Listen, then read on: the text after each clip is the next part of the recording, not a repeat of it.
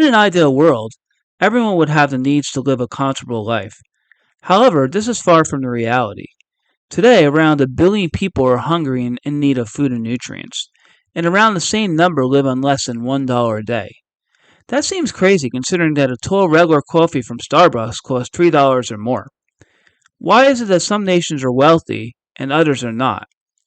In this video, we are going to dive into some of the major reasons. The major reasons are a mixture of human and physical causes, as you'll see.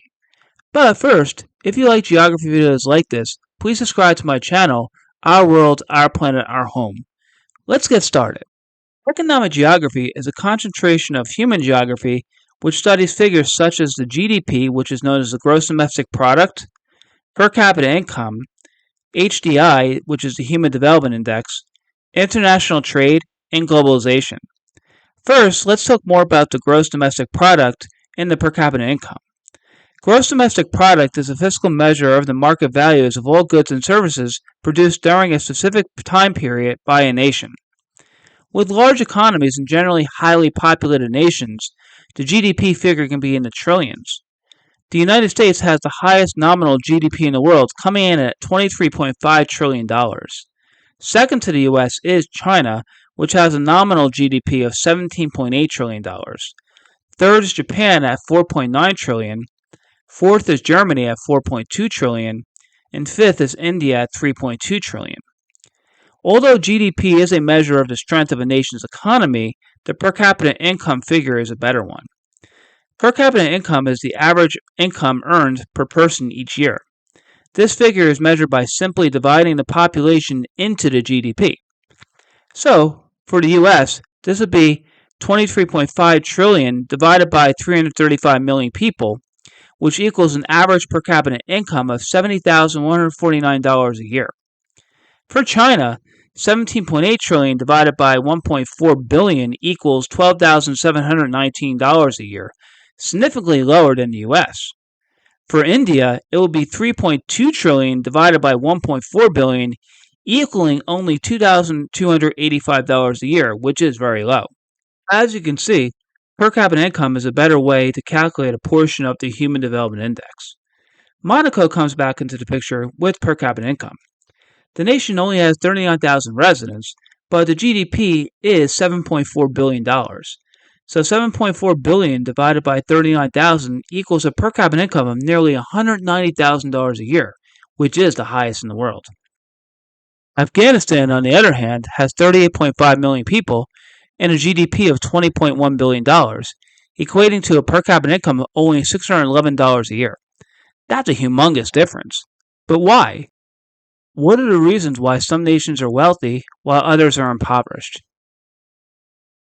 Well, let's get started with the last nation mentioned, Afghanistan.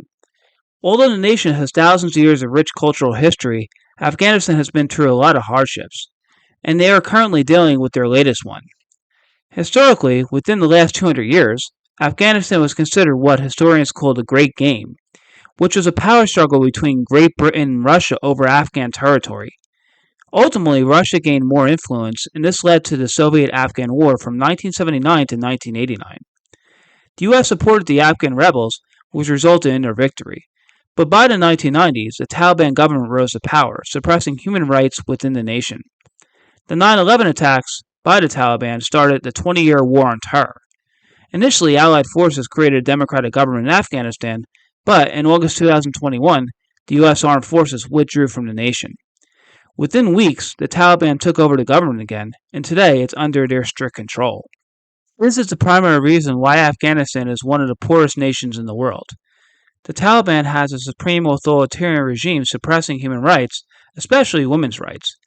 Authoritarianism connects to the next issue. Nations who are usually under a dictatorial regime have weaker economies. Look at the Korean Peninsula. South Korea is a democratic capitalist nation with a $1.7 trillion economy, while North Korea is an isolationist communist dictatorship with a GDP of $16 billion. History and governmental types are also role players.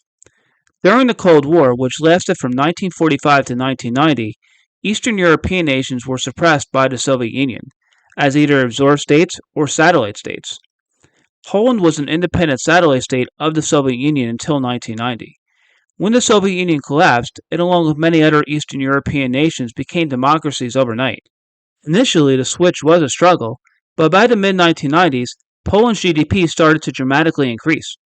Today, Poland has a nominal GDP of around $1 trillion. If Poland and other Eastern European nations never became communist states controlled by the Soviet Union, their economies most likely will be on par with Western European nations. Education also plays a crucial role in economics. Nations that have high quality educational systems typically have stronger economies. The literacy rate is the percentage of people within a particular location that can read and write. On average, the continent of Europe has the highest literacy rate worldwide. Thus, many nations within Europe are doing well economically. On the contrary, Africa has the lowest literacy rate worldwide. As of the last statistical update, Chad, a nation in the Sahel under the Sahara Desert, has the lowest average literacy rate in Africa at just 22.3%. In addition, female literacy rates there are only around 14%. Many other African nations also have low literacy rates, and one reason is the lack of investment in education. But there are other factors as well. Political instability within Africa is high. Take a look at the Corruption Perceptions Index. The only nation in Africa that isn't perceived as corrupt is Botswana. Botswana has good governmental practices and transparency, as well as more freedom of the press. The rest of the continent has a high level of political corruption. As mentioned previously on this channel, corruption negatively impacts growth and development. Unfortunately, politicians in corrupt nations take all the money, and the citizens get little if any of it. It is not only an African problem. Many Middle Eastern, Asian, and Latin American nations, as well as even industrialized nations, have severe to moderate levels of corruption. Physical geography is a factor in economic geography. Nations that tend to have more natural resources may have stronger economies. 5 nations in the world supply 65% of all resources: the US, Canada, Russia, Australia, and South Africa. The US, Canada, and Australia have very strong economies, while South Africa has one of the strongest economies in Africa.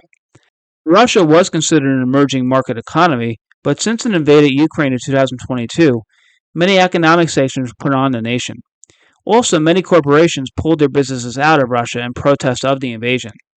This likely will have a negative impact on Russia's economy in the coming years. One region that is very resource reliant is the Middle East.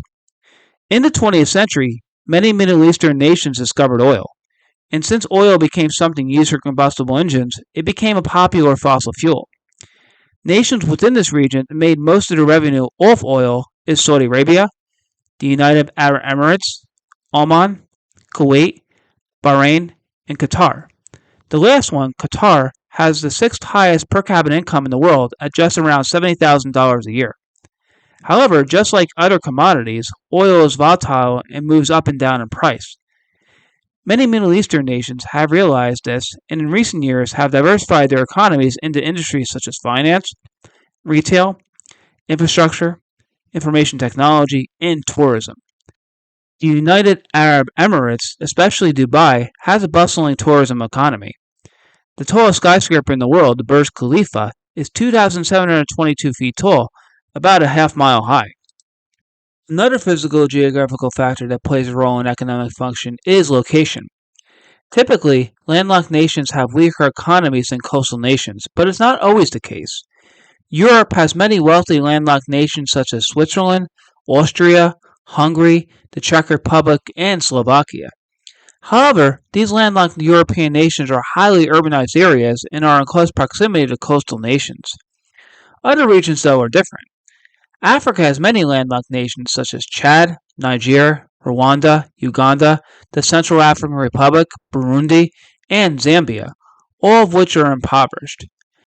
Mongolia is a landlocked Central Asian nation of 3.2 million people with a nominal GDP of only $17 billion and a per capita income of $4,800 a year. Other Central Asian landlocked nations such as Turkmenistan and Uzbekistan share similar statistics. And don't forget that Turkmenistan is one of the most autocratic nations in the world. As you can see, there are many factors that contribute to why some nations are rich and others are poor. All nations go through the democratic transition, so step by step, poor nations will eventually become richer. But negative political, socioeconomic, and educational factors, just to name a few, may impede development, leaving certain nations poor. If you enjoyed this video and like learning about geography, please subscribe to my channel, Our World, Our Planet, Our Home, and leave a comment. Thank you so much for watching. Until next time.